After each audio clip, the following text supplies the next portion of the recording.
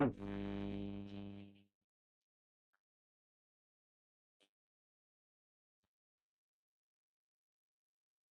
Students, इस video में आप सीखेंगे कि सेंटेंसेस को not only but also, either और तथा नाइदर नॉर से कैसे जोड़ा जाता है, इसका कंप्लीट स्टडी करेंगे। तो सबसे पहले है not only but also. Hindi में इसको कहते हैं न केवल बल्कि भी। न केवल बल्कि भी। तो जो फर्स्ट टाइप के जो सेंटेंस होते हैं उनमें पहला सेंटेंस देखिए, जो students were writing story, students were writing an application. तो यहाँ पे जो फर्स्ट टाइप है उसमें सब्जेक्ट सेम है। सब्जेक्ट सेम होने पर कैसे जोड़ेंगे? सब्जेक्ट सेम हो तो कैसे जोड़ेंगे? देखिए, जितना पार्ट कॉमन है यहाँ से देखिए, स्टूडेंट्स वर राइटिंग, ये पार्ट इसमें भी है। और जो सेकंड सेंटेंस है उसमें द स्टूडेंट्स वर राइटिंग। उसके बाद जो डिफरेंट पार्ट है वो ये है, ए स्टोरी, और दूसरे वाक्य में है एन एप्लीकेशन। ये दोनों डिफरेंट हैं, अलग। तो हमें क्या करना है, जो डिफरेंट पार्ट हैं उन दोनों के बीच में तो बट आल्सो लगाना है। जैसे ए स्टोरी और एन एप्लीकेशन के बीच में तो लगाना है बट आल्सो। और जो पहले वाक्य का जो डिफरेंट पार्ट है, ए स्टोरी, उसके पहले नॉट ओनली लगाना है। और जो सेम है उसको वैसा का वैसा लिखना है। तो हमारा सेंटेंस हो जाएगा, स्टूडेंट्स वर राइटिंग, ये तो कॉमन है दोनों में, स्टूडेंट्स वर राइटिंग। तो लिखा स्टूडेंट्स वर राइटिंग। उसके बाद जैसे ही डिफरेंट पार्ट आ गया तो पहले सेंटेंस के डिफरेंट पार्ट के पहले लगा दो नॉट ओनली, फिर ए स्टोरी लिख दिया। उसके बाद जैसे ही पहला सेंटेंस कंप्लीट हुआ बट आल्सो लगा दो। और चूंकि ये पार्ट तो हमने पहले ले लिया जो कॉमन था, स्टूडेंट्स वर राइटिंग, अब जो बच गया एन एप्लीकेशन, उसके पहले बट आल्सो लगाकर एन एप्लीकेशन लिख दो और फुल स्टॉप लगा दो। इस तरह से हमारा सेंटेंस बन जाएगा, students were writing not only a story but also an application. यानी विद्यार्थी न केवल एक कहानी बल्कि एक प्रार्थना पत्र भी लिख रहे थे। इस तरह से इसका अर्थ निकलेगा न केवल बल्कि भी। सेकंड सेंटेंस है, she will cook lunch, she will cook dinner. तो इस वाक्य में हम देखेंगे कि शी विल कुक और शी विल कुक ये कॉमन है, और जो डिफरेंट पार्ट है वो लंच और डिनर है। तो जो सेम पार्ट है सबसे पहले वो लिख लिया अपने, शी विल कुक। उसके बाद जो डिफरेंट पार्ट है फर्स्ट सेंटेंस का, उसके पहले नॉट ओनली लगाया, फिर लंच लिख दिया। जैसे ही पहला वाक्य कंप्लीट हुआ बट आल्सो लगाया, और दूसरे वाक्य का जो डिफरेंट पार्ट है डिनर, वो लिख दिया। तो हमारा सेंटेंस बन गया, she will cook not only lunch but also dinner. वह न केवल दोपहर का भोजन बल्कि रात्रि का भोजन भी पकाएगी। इस तरह से सेकंड सेंटेंस हो गया। Next, she is tall, she is beautiful. तो इसमें जो है शी इज कॉमन है, शी इज, तो हमने लिख दिया शी इज। उसके बाद जो डिफरेंट पार्ट है वो टॉल और ब्यूटीफुल है। तो टॉल के पहले नॉट ओनली लगा दिया। जैसे पहला सेंटेंस कंप्लीट हुआ बट आल्सो लिखा, और दूसरे सेंटेंस का जो डिफरेंट पार्ट था वो लिख दिया ब्यूटीफुल। सेंटेंस बन गया, she is not only tall but also beautiful. वह न केवल लंबी है बल्कि सुंदर भी है। Next sentence, Babita visited Agra, Babita visited Delhi. इसमें बबीता विजिटेड जो है वो कॉमन पार्ट है, और आगरा और दिल्ली जो है वो डिफरेंट पार्ट है। तो सबसे पहले कॉमन पार्ट लिखा बबीता विजिटेड, उसके बाद आगरा से पहले नॉट ओनली लगाया, आगरा लिखा। जैसे ही पहला सेंटेंस कंप्लीट हुआ, बट आल्सो लिखा। और दूसरे सेंटेंस का जो डिफरेंट पार्ट है उसके पहले बट आल्सो लिखा और दिल्ली लिख दिया। तो हमारा सेंटेंस बन गया, Babita visited not only Agra but also Delhi. Babita ने न केवल आगरा बल्कि दिल्ली भी देखा या दिल्ली भी भ्रमण किया। ये तो था हमारा फर्स्ट टाइप जिसमें सब्जेक्ट सेम था और अदर पार्ट डिफरेंट था। सेकंड टाइप जो है उसमें सब्जेक्ट जो है वो डिफरेंट है। इसमें क्या है, सब्जेक्ट डिफरेंट है, यानी सब्जेक्ट असमान है, एक जैसा नहीं है। असमान हो तो वाक्यों को कैसे जोड़ेंगे, not only but also say. यहाँ हम देखते हैं कि ये सब्जेक्ट राम है और इसमें सब्जेक्ट मोहन, दोनों अलग अलग हैं। और बाकी का पार्ट है went to school, went to school, ये जो है वो सिमिलर है, समान। हमें क्या करना है, जो डिफरेंट पार्ट है, जो सब्जेक्ट है राम और मोहन, उन दोनों के बीच में तो बट आल्सो लिखना है। जैसे देखो ये राम और मोहन के बीच में बट आल्सो। और जो फर्स्ट सब्जेक्ट है उसके पहले नॉट ओनली लगाना है। फर्स्ट सब्जेक्ट के पहले नॉट ओनली लगाएंगे, फिर फर्स्ट सब्जेक्ट लिखेंगे, उसके बाद बट आल्सो लिखेंगे, फिर सेकंड सब्जेक्ट लिखेंगे, और उसके बाद जो वर्ब और अदर पार्ट हैं वो लिख देंगे। फिर यहाँ पे क्या होता है, जो वर्ब दूसरे सब्जेक्ट के बाद में जो वर्ब आएगी उसका नियम ये है कि वो बट आल्सो के बाद जो सब्जेक्ट आता है, ये बट आल्सो इसके बाद जो सब्जेक्ट है उसके अनुसार वर्ब आएगी। कहने का मतलब है कि दूसरे वाक्य में जो वर्ब होगी नहीं, वैसी की वैसी वर्ब यहाँ आएगी। यहाँ तो दोनों में सेम है इसलिए पता नहीं चल रहा। आगे सेंटेंस में अपन देखेंगे कि जब दोनों में वर्ब डिफरेंट हो तो कैसे आएगी। Next, the teacher is sleeping in the hostel, the students are sleeping in the hostel. यहाँ सब्जेक्ट द टीचर और द स्टूडेंट्स डिफरेंट हैं, तो दोनों को not only but also say जोड़ेंगे। सबसे पहले नॉट ओनली लिखेंगे, उसके बाद पहला सब्जेक्ट द टीचर, फिर बट आल्सो लिखेंगे, दूसरा सब्जेक्ट द स्टूडेंट्स। उसके बाद जो है is sleeping in the hostel और are sleeping in the hostel में सिर्फ ये इज और ये आर अलग है, बाकी पूरा सेम है। तो अब इज लगाएं आर लगाएं, तो उसका नियम ये है कि जो बटाल्स के बाद आपने जो सब्जेक्ट लिखा है वो उसके अनुसार आप जो है वर्ब लगाओगे। तो बट आल्सो के बाद में द स्टूडेंट्स प्लूरल है, द स्टूडेंट्स प्लूरल है, तो द स्टूडेंट्स के बाद में आर है, इसलिए हम यहाँ पे आर लगाएंगे। और बाकी कॉमन है, sleeping in the hostel, full stop. Next, the boys are making a noise, the monitor is making a noise. इस वाक्य में हम देखते हैं कि द बॉयज पहले वाक्य का सब्जेक्ट और दूसरे वाक्य का सब्जेक्ट द मॉनिटर दोनों डिफरेंट है। तो नॉट ओनली से स्टार्ट करेंगे। पहले वाक्य का सब्जेक्ट लिखा, बट आल्सो लिखा, दूसरे वाक्य का सब्जेक्ट लिखा, और उसके बाद बट आल्सो के बाद में जो सब्जेक्ट आया है द मॉनिटर, उसके अकॉर्डिंग वर्ब क्या है, इज मेकिंग ए नॉइज लिख दिया। इस तरह से हमारा सेंटेंस बन गया, not only the boys but also the monitor is making a noise. न केवल लड़के बल्कि मॉनिटर भी शोर कर रहा है। तो इसका जो नियम है वो ये हुआ कि नॉट ओनली बट आल्सो में जो है बट ऑल्सो के बाद आने वाले सब्जेक्ट के अनुसार वर्ब लगती है।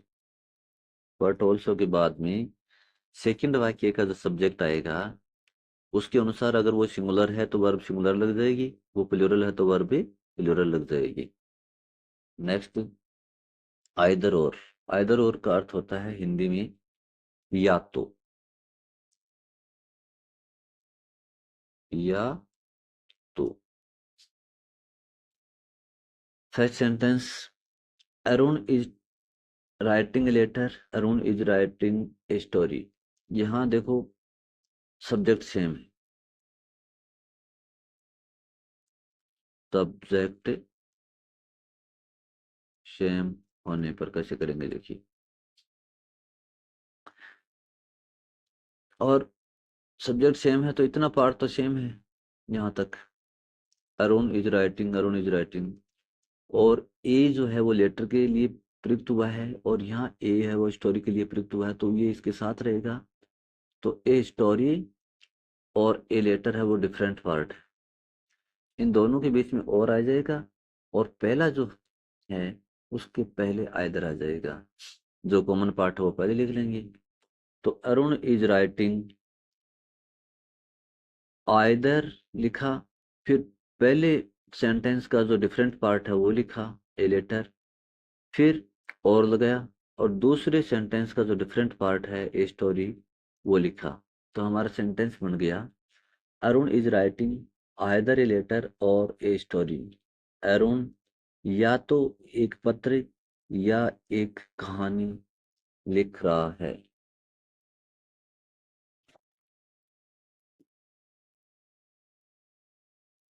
इसका अर्थ होता है या तो, या, या तो, या। आइदर और का अर्थ होता है या तो, या। Next, she is reading a story, she is reading A novel. तो यहाँ पे जो सब्जेक्ट सेम है तो जितना पार्ट सेम है वो तो पहले लिख लेंगे, शी इज रीडिंग। और ए स्टोरी और ए नॉवल है वो डिफरेंट है, तो शी इज रीडिंग, फिर ए स्टोरी के पहले आइदर लिखा, ए स्टोरी लिखा, पहला वाक्य जैसे ही कंप्लीट हुआ और लगाया, और दूसरे वाक्य का जो डिफरेंट पार्ट है ए नॉवल वो लिख दिया। तो हमारा सेंटेंस मर गया, she is reading either a story और ए नॉवल। वह या तो एक कहानी या एक उपन्यास लिख रही है। Next sentence, Sita plays football, Sita plays cricket. तो यहाँ पे जो है सीता प्लेज कॉमन है दोनों वाक्यों में, और क्रिकेट और फुटबॉल जो है वो डिफरेंट है। तो जितना कॉमन पार्ट है वो लिखा, सीता प्लेज, उसके बाद जैसे डिफरेंट पार्ट आया उसके पहले आइदर लिखा, फुटबॉल लिखा, जैसे ही पहला वाक्य कंप्लीट हुआ और लगाया, और दूसरे वाक्य का जो डिफरेंट पार्ट है क्रिकेट वो लिखा। तो हमारा सेंटेंस बन गया, सीता प्लेज आइदर फुटबॉल और क्रिकेट। सीता या तो फुटबॉल या क्रिकेट खेलती है। नेक्स्ट सेंटेंस है, Raju went to Ajmer, Raju went to Jaipur. यहाँ पे राजू वेंट कॉमन है दोनों में, और टू जो प्रीपोजिशन है वो अजमेर के लिए आया है, यहाँ टू प्रीपोजिशन है वो जयपुर के लिए आया है, तो ये इसके साथ ही रहेगा, इसको अपन कॉमन नहीं मानेंगे। तो टू जयपुर और टू अजमेर ये डिफरेंट पार्ट है। तो राजू वेंट लिखा सबसे पहले, उसके बाद में जैसे डिफरेंट पार्ट आया तो अपने आइदर लिखा, टू अजमेर, पहला वाक्य कंप्लीट होते ही और लगाया, और दूसरे वाक्य का जो डिफरेंट पार्ट है टू जयपुर वो लिखा। तो हमारा सेंटेंस बन गया, Raju went either to Ajmer और टू जयपुर। राजू या तो अजमेर या जयपुर गया। नेक्स्ट सेंटेंस है, she has been playing cricket for 2 hours, she has been playing tennis for 2 hours।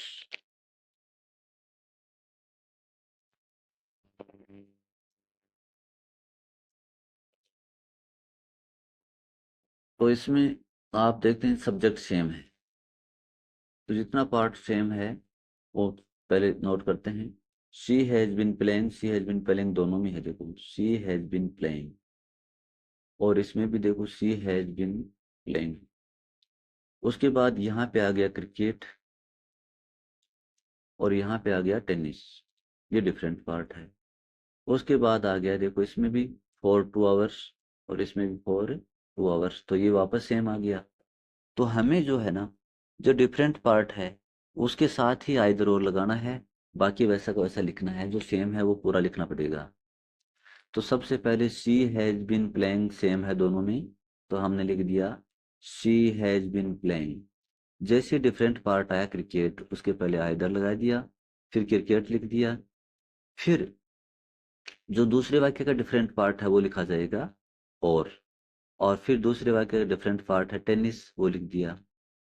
फिर दोनों वाक्यों में वापस जो सेम है फॉर 2 आवर्स ये लिख देंगे फॉर 2 आवर्स। तो वाक्य का अर्थ हो गया she has been playing either cricket और टेनिस फॉर 2 आवर्स। वह 2 घंटे से या तो क्रिकेट या टेनिस खेल रही है। तो इस तरह से जो डिफरेंट पार्ट है उन दोनों के बीच में और जो पहले वाक्य का डिफरेंट पार्ट है उसके पहले आइदर का प्रयोग कर दिया जाता है। नेक्स्ट जो टाइप है, इसमें जो सब्जेक्ट डिफरेंट है, सब्जेक्ट असमान हो। दो ही तरीके हैं, या तो सब्जेक्ट समान होगा या सब्जेक्ट असमान हो। तो जब सब्जेक्ट असमान हो तो देखिए कैसे करते हैं। Kishan is playing, Ram is playing. तो दोनों वाक्यों में जो है सब्जेक्ट डिफरेंट है, किशन है और राम है।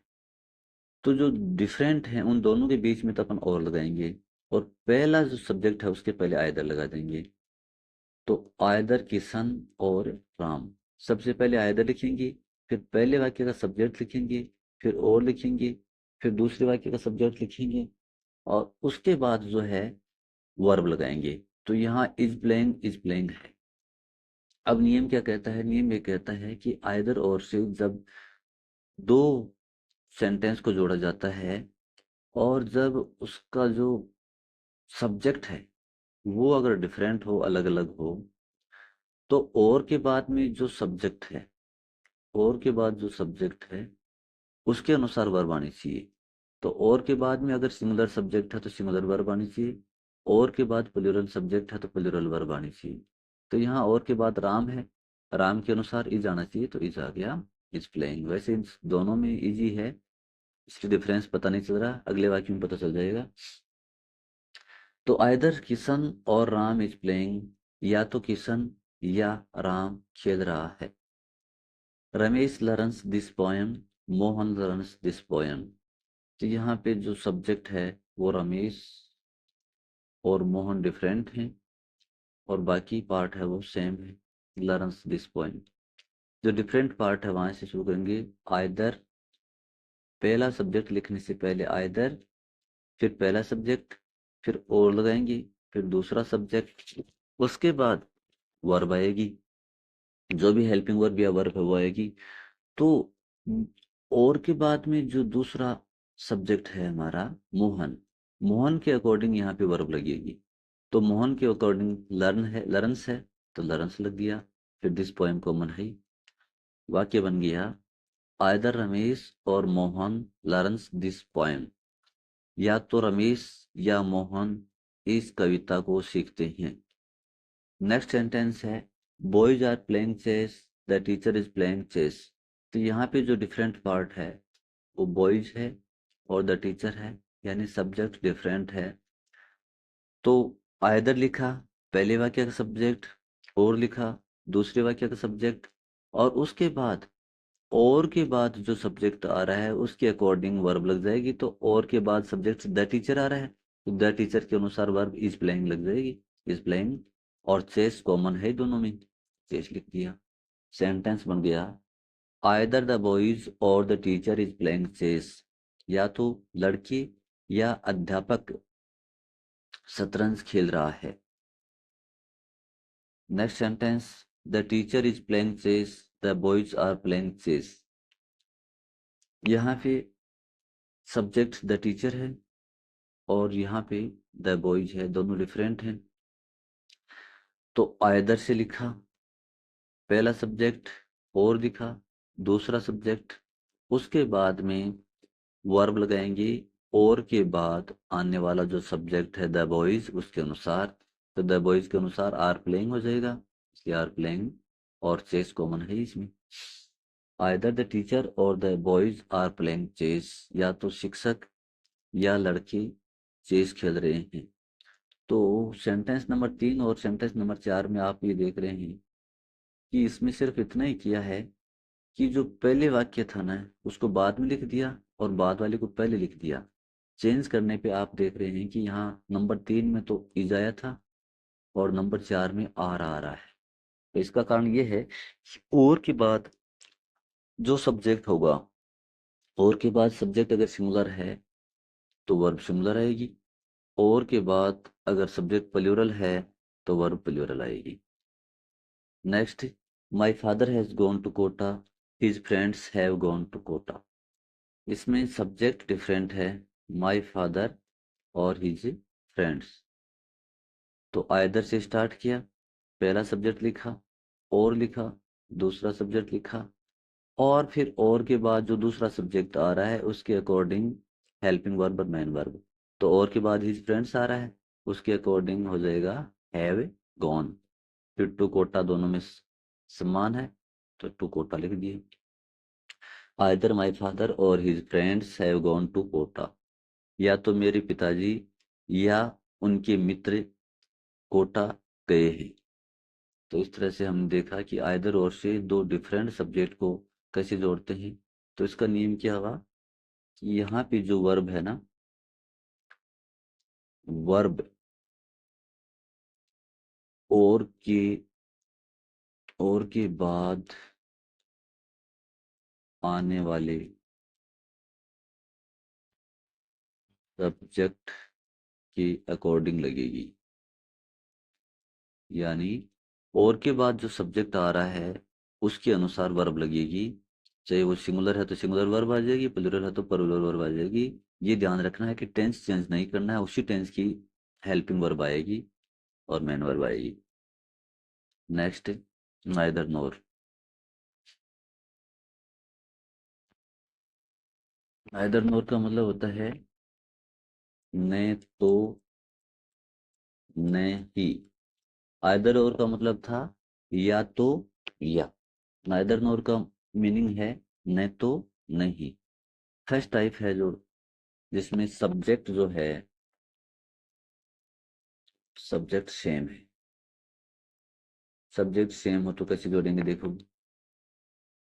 Vimla is not laughing, she is not a weeping. यहाँ पे देखो, विमला हंस नहीं रही है, विमला रो नहीं रही है। वह रो नहीं रही है, इसका मतलब वह कौन है, विमला। तो सब्जेक्ट सेम है। अब सब्जेक्ट सेम तो हम कैसे लिखेंगे। सब्जेक्ट सेम है तो फिर इसके साथ जो हेल्पिंग वर्ब है वो तो आ जाएगी। विमला इज सी इज और विमला इज एक ही बात है, तो ये तो लिख दिया। अब जो डिफरेंट पार्ट है, देखो दोनों में नोट है, और डिफरेंट पार्ट है जो लाफिंग और वीपिंग है। तो आपको जैसे आइदर और में हमने किया था कि जो डिफरेंट पार्ट है उन दोनों के बीच में तो हमने और लिखा था, तो यहाँ पे हम उन दोनों के बीच में तो लिख देंगे नॉर। और जो पहले वाला डिफरेंट पार्ट है उसके पहले हमने आइदर लिखा था, तो यहाँ लिख देंगे नाइदर। अब होता क्या है कि आइदर और में तो नेगेटिव सेंस नहीं है, लेकिन नाइदर नोर जो होता है उसमें नेगेटिव सेंस होता है। यानी ये जो नाइदर है, इसमें और इस नोर में, इसमें नोट छिपा हुआ है। इसका मतलब ऐसे तरह से ये ऐसे है जैसे मान लो नोट है ना, उसको आइदर में जोड़ दें तो ये नाइदर बन गया। और नोट जो है ना, उसको और में जोड़ दें तो ये नोर बन गया। एक तरह से ये अर्थ है इसका। तो अब हमें क्या करना है, वाक्य का अर्थ चेंज नहीं होना चाहिए। यहाँ पहले से नोट लगा हुआ है, और अगर हम नाइदर और नोर भी लगा देंगे, नोट भी नहीं हटाएंगे, तो वाक्य का अर्थ चेंज हो जाएगा। इसलिए हमें क्या करना है, इन वाक्यों का नोट जो है ना, उनको हटा देना है, और उसके बदले में नाइदर और नोर लगा देना है, तो अर्थ सेम रह जाएगा। क्या करना है, सबसे पहले जो सब्जेक्ट है वो लिखा, फिर हेल्पिंग वर्ब लिखी, उसके बाद जो डिफरेंट पार्ट है उससे पहले नाइदर लगा दो और नॉट हटा दो। फिर जैसे ही पहला वाक्य कंप्लीट हुआ, नॉर लगा दो, इसका भी नोट हटा दो और दूसरे वाक्य का जो डिफरेंट पार्ट है वो लिख दो। तो सेंटेंस में के अर्थ में कोई परिवर्तन नहीं होगा। Vimla is neither laughing nor weeping. Vimla न तो हंस रही है और न ही रो रही है। तो ये इसका अर्थ हो जाएगा न तो नहीं। सेकंड देखिए, you do not play football, you do not play cricket. यहाँ सब्जेक्ट जो है वो यू है, सेम है। अब सब्जेक्ट अपने लिख लिया। अब देखिए इसमें जो है फिर डू नोट है, तो नोट तो अपने को तो हटाना है दोनों वाक्यों का। और नोट की जगह अपने को यहाँ तो नाइदर और यहाँ नोर, यहाँ नाइदर और यहाँ पे नोर आएगा। ठीक है, प्ले क्रिकेट से पहले नोर आ जाएगा और प्ले फुटबॉल से पहले नाइदर आ जाएगा। तो जब नोट हम हटा देते हैं तो देखो ये जो टेंस है वो प्रेजेंट इंडेफिनेट टेंस है। कौन सा टेंस है? प्रेजेंट इंडेफिनेट यानी सिंपल प्रेजेंट टेंस है, प्रेजेंट इंडेफिनिट टेंस। और प्रेजेंट इंडेफिनेट टेंस और पास्ट इंडेफिनेट टेंस का क्या नियम होता है? पास्ट सिंपल या पास्ट इंडेफिनेट जो टेंस है ना, उन दोनों का नियम क्या है कि हेल्पिंग वर्ब जो है ना, अगर उस वाक्य में नोट नहीं है तो हेल्पिंग वर्ब नहीं लग सकती। हेल्पिंग वर्ब तभी आती है जब वाक्य नेगेटिव हो या इंटरोगेटिव हो, प्रश्नवाचक हो।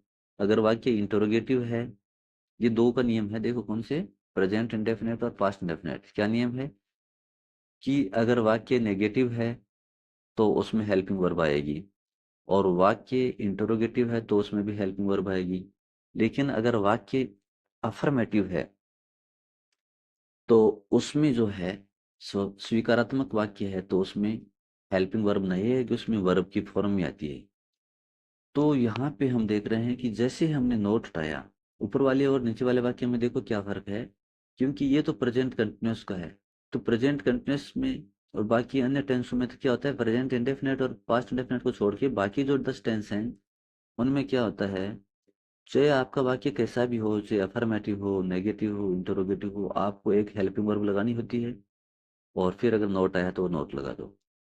लेकिन प्रेजेंट इंडेफिनेट और पास्ट इंडेफिनेट में जैसे ही हम नोट हटाएंगे तो ये हेल्पिंग वर्ब हमें हटानी होगी, अन्यथा तो हमारा सेंटेंस ग्रामेटिकल गलत हो जाएगा। तो यहाँ पे डू, डज या डिड जो भी आया है वो हमें हटाना होगा, लेकिन टेंस भी चेंज नहीं होना चाहिए। तो हम क्या करते हैं, सबसे पहले यू कॉमन है वो ले लिया, उसके बाद देखो नोट हमें हटाना है तो हटा दिया, और नोट हटाने की वजह से डू भी हट गया। ठीक है, अब दोनों में देखो कॉमन फिर प्ले है तो प्ले लिख दिया हमने। ठीक, क्योंकि नाइदर तो हमें क्या कहाँ लगाना है, जो डिफरेंट पार्ट है फुटबॉल और क्रिकेट, उसके पहले नाइदर नोर लगाना है।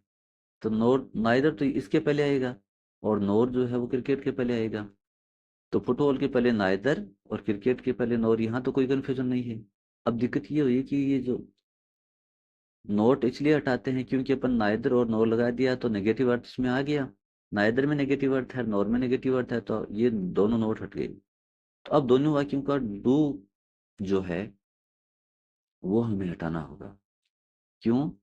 क्योंकि प्रेजेंट इंडेफिनेट टेंस है ये और ये नेगेटिव सेंटेंस है। अब यहाँ भी सेंटेंस तो नेगेटिव है, देखो इसमें नोट है और इसमें भी नोट है, नाइदर नोर में, है ना। लेकिन प्रेजेंट इंडेफिनेट में जब नोट नहीं लगाते हैं तो हेल्पिंग वर्ब डू नहीं लगती है, तो क्या लगता है, वर्ब की फर्स्ट फॉर्म। तो यू के साथ प्ले वर्ब की फर्स्ट फॉर्म। अब होता क्या है, मान लो इस वाक्य में, इसी वाक्य में ऐसे होता he does not play football, और यहाँ भी होता he does not play cricket. अगर ये वाक्य ऐसा होता तो देखो ही कॉमन था, ठीक है, और डज के बाद में not play football, not play football ऐसे होता।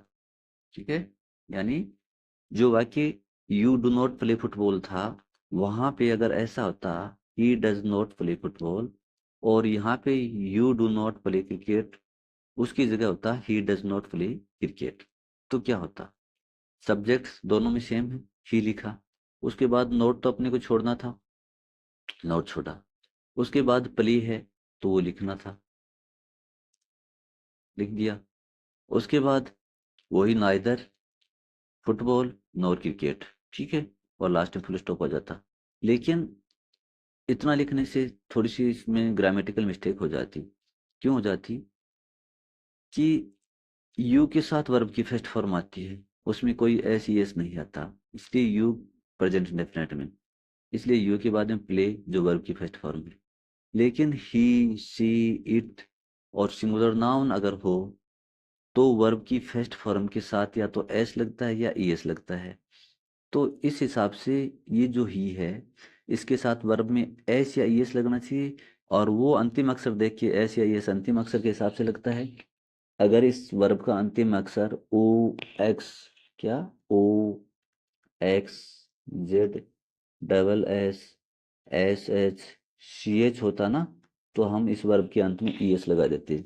लेकिन अंतिम अक्षर इनमें से नहीं है, इसलिए इस वर्ब के एस लग जाएगा और हमारा सेंटेंस बन जाएगा he plays neither football cricket. तो इस तरह से प्रेजेंट इंडेफिनिट और पास्ट इंडेफिनिट टेंस में हमें ध्यान रखना है। अगर पास्ट इंडेफिनिट टेंस होता तो यहाँ वर्ब डिड मिलती और यहाँ भी डिड मिलती, जैसे हम नोट हटाते तो डिड भी हटाना पड़ता। उस स्थिति में वर्ब की सेकंड फॉर्म हो जाती, जो प्ले था ना उसकी सेकंड फॉर्म प्लेड हो जाती टेंस के अकॉर्डिंग। सेकंड टाइप जो है वो है जब सब्जेक्ट असमान हो।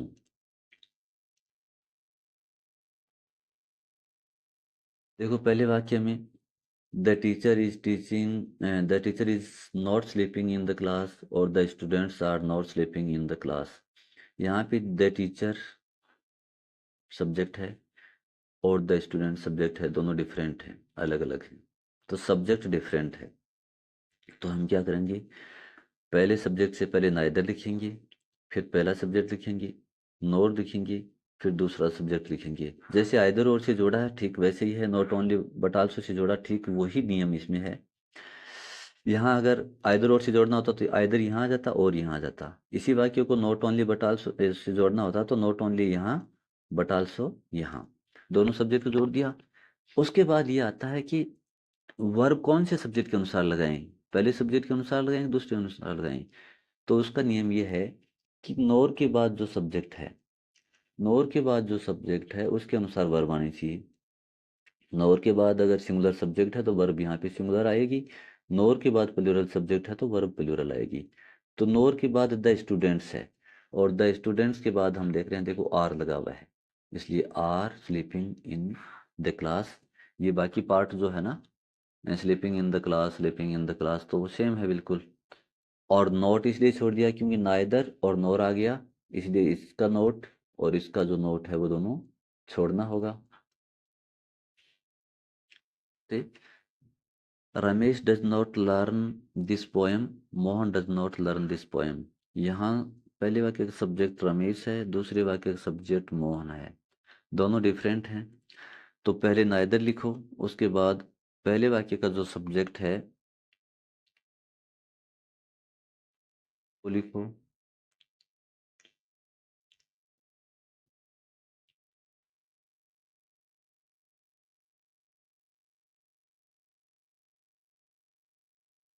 पहले नाइदर लिखा, फिर पहले वाक्य का सब्जेक्ट लिखा रमेश, फिर नोर लिखा, फिर दूसरे वाक्य का सब्जेक्ट लिखा, और उसके बाद ये देखिए यहाँ हमारे पास लर्न था, लर्न, लेकिन हमने क्या कर दिया, इसका लर्न्स कर दिया। कैसे कर दिया देखिए, जैसे ही हम नाइदर नोर लगाएंगे तो हमें नोट हटाना है, दोनों का नोट हटा देंगे। नोट हटाएंगे तो ये प्रेजेंट इंडेफिनिट टेंस है जिसमें डज के बाद वर्ब की फर्स्ट फॉर्म, डज के बाद वर्ब की फर्स्ट फॉर्म। तो प्रेजेंट इंडेफिनेट टेंस में डू और डज तभी लगता है जब उसके बाद या तो नोट हो या वाक्य इंटरोगेटिव हो। तो नोट जब हम हटा रहे हैं तो डज का यहाँ अस्तित्व नहीं है, डज यहाँ नहीं रह सकता। तो हमें क्या करना पड़ेगा, टेंस चेंज नहीं कर सकते, इसलिए प्रेजेंट इंडेफिनेट का भी ये साधारण वाक्य हो रहा है।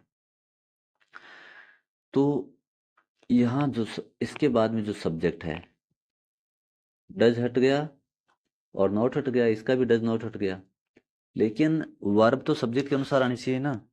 इसलिए नोर के बाद जो सब्जेक्ट है, नोर के बाद जो सब्जेक्ट है उसके अनुसार वर्ब होनी चाहिए। नोर के बाद मौन है, अब मौन जो है उसके अनुसार यहाँ तो लर्न है, क्योंकि यहाँ पे डज लगा हुआ है।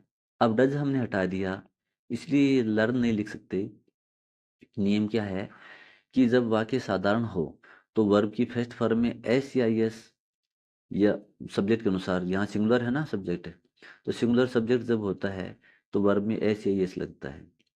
जब हमने इसका अंतिम अक्षर देखा तो हमने देखा कि यहाँ तो ऐसे लगना चाहिए, इसलिए लर्न्स हो गया this poem. Neither Ramesh nor Mohan learns this poem.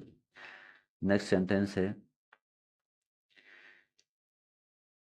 Sita did not go to Kashmir, Vimla did not go to Kashmir. यहाँ पे जो सब्जेक्ट है सीता और विमला दोनों डिफरेंट हैं। तो पहले नाइदर लिखा, फिर पहले वाक्य का सब्जेक्ट नोर लिखा, दूसरे वाक्य का सब्जेक्ट, और नोट हमें हटाना है क्योंकि नाइदर नोर में नोट आ चुका। जैसे ही नोट हटाएंगे तो डिड भी हटाना पड़ेगा, क्योंकि पास्ट इंडेफिनिट टेंस में नोट के बिना डिड नहीं रहेगा। डिड हटा दिया। अब क्या है, अब टेंस चेंज नहीं होना चाहिए, और नोर के बाद जो सब्जेक्ट है विमला उसके अकॉर्डिंग वर्ब लगनी चाहिए। तो नोर के बाद तो विमला है, विमला के अकॉर्डिंग वर्ब यहाँ तो गो है, लेकिन हमने नोट हटा दिया और डिड हटा दिया। तो डिड के बाद में तो वर्ब की फर्स्ट फॉर्म लगती है, लेकिन अगर अपन डिड नहीं लगाएंगे तो पास्ट इंडेफिनिट में फिर वर्ब की सेकंड फॉर्म लगती है, वर्ब की सेकंड फॉर्म लगती है। तो इसलिए ये वर्ब की सेकंड फॉर्म जो है आ गई। फिर आगे टू काश्मीर कॉमन है ही दोनों में, तो टू काश्मीर लिख दिया। तो हो गया neither Sita nor Vimla went to Kashmir, न तो सीता और न ही विमला कश्मीर गई। नेक्स्ट सेंटेंस है, my brother does not play the football match, his brothers do not play the football match. यहाँ माई ब्रदर है और यहाँ हिज ब्रदर्स है, उसकी भाई। तो दोनों डिफरेंट सब्जेक्ट हैं, मेरा भाई और उसके भाई डिफरेंट सब्जेक्ट हैं। तो दोनों को नाइदर नोर से जोड़ दिया। पहले नाइदर लिखा, पहले वाक्य का सब्जेक्ट, नोर लिखा, दूसरे वाक्य का सब्जेक्ट। अब नोर के बाद जो सब्जेक्ट है उसके अकॉर्डिंग वर्ब लगना चाहिए। तो नोर के बाद में हिज ब्रदर्स है, हिज ब्रदर्स, तो इसके अकॉर्डिंग यानी ये लगना चाहिए, लेकिन नाइदर नोर की वजह से हम जो नोट तो हटा ही रहे हैं। अब रहा डू, नोट ही नहीं रहेगा तो डू भी नहीं रह सकता। टेंस अपना डू के बाद देखो वर्ब की first form present indefinite tense है, तो प्रेजेंट इंडेफिनिट टेंस रहना चाहिए। तो हिज ब्रदर्स देखो प्लूरल है, प्लूरल के बाद में वर्ब में एस या एस नहीं लग सकता। जब वर्ब में एस एस नहीं होता है तब वो वर्ब प्लूरल होती है। सिंगुलर सब्जेक्ट होता है तो वर्ब सिंगुलर लगाते हैं, प्लूरल सब्जेक्ट होता है तो वर्ब प्लूरल लगाते हैं। और यहाँ पे नोर के बाद हमारा सब्जेक्ट जो प्लूरल है, और नोर के बाद जो सब्जेक्ट आता है उसके अनुसार वर्ब लगनी चाहिए। इसलिए प्लूरल सब्जेक्ट है तो प्लूरल वर्ब, यानी इस वर्ब में हम एस एस नहीं लगाएंगे। एस या एस लगाते ही वर्ब क्या होती है, सिंगुलर बन जाएगी। और फिर जो है प्ले के बाद में द फुटबॉल मैच सेम है, तो वो लिख दिया। सेंटेंस बन गया, neither my brother nor his brothers play the football match. न तो मेरे भाई ने न ही उसके भाइयों ने फुटबॉल मैच खेला। नेक्स्ट सेंटेंस है, my mother does not take tea, your mother does not take. Next sentence है, my mother does not take tea, your mother does not take tea. तो दोनों वाक्य में जो है डिफरेंट सब्जेक्ट है, माई मदर और योर मदर। तो नाइदर से शुरू किया, फर्स्ट सब्जेक्ट लिखा, नोर लिखा, सेकंड सब्जेक्ट लिखा। अब उसके बाद में हेल्पिंग वर्ब मेन वर्ब जो भी है वो आना चाहिए। तो यहाँ पे नोर के बाद जो सब्जेक्ट है उसके अनुसार वर्ब आनी चाहिए। तो नो नोर के बाद जो सब्जेक्ट है योर मदर, इसके अनुसार वर्ब आनी चाहिए, तो इसके अनुसार वर्ब है, देखो डज नॉट टेक, ये है। अब नोट तो हमें हटाना है, क्योंकि नाइदर नोर का प्रयोग कर दिया तो नोट तो दोनों वाक्यों का हट गया। और जैसे ही नोट हटा तो डज भी हटाना पड़ेगा, क्योंकि नोट के बिना डज नहीं रह सकता। नेगेटिव सेंटेंस था, नोट हटा दिया, इसलिए डज भी नहीं रह सकता। तो अब क्या करेंगे, तो जो सब्जेक्ट है उसके अनुसार वर्ब आएगी। सब्जेक्ट सिंगुलर है तो वर्ब सिंगुलर आएगी, सब्जेक्ट प्लूरल है तो वर्ब प्लूरल आएगी। तो नोर के बाद जो सब्जेक्ट है वो देखो, योर मदर, यानी आपकी माँ, तुम्हारी माँ, तो सिंगुलर है। तो सिंगुलर जब है, सिंगुलर है तो वर्ब भी सिंगुलर होनी चाहिए। इसलिए वर्ब सिंगुलर कब बनती है, जब उस वर्ब में एस या एस लग जाता है। तो इस वर्ब का जब हमने अंतिम अक्षर देखा, तो अंतिम अक्षर O X Z double S S H C S नहीं था। अगर वो होता तो एस लगाते, और वो नहीं है इसलिए अपने एस लगा दिया।